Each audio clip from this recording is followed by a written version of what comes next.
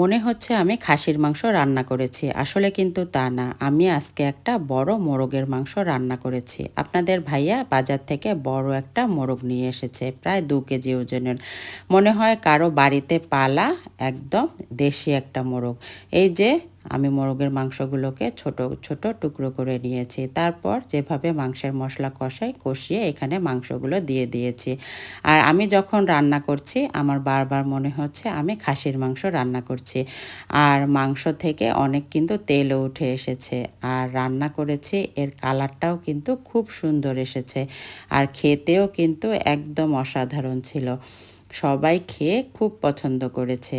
আসলে এই মোরগের মাংসের সাথে অন্য কোনো মাংসের কিন্তু কোনো তুলনাই হয় না।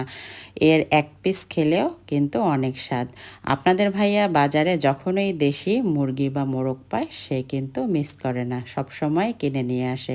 তাই আজকে একটা বড় এই যে মোরগ নিয়ে এসেছে, আমিও মজা করে রান্না করলাম। আর সাথে কিন্তু আমি নরম নরম একটু খিচুড়িও রান্না করেছিলাম। সবাই এই মাংস আর খিচুড়ি খেয়েছে। আলহামদুলিল্লাহ, আল্লাহর কাছে শুক্রিয়া।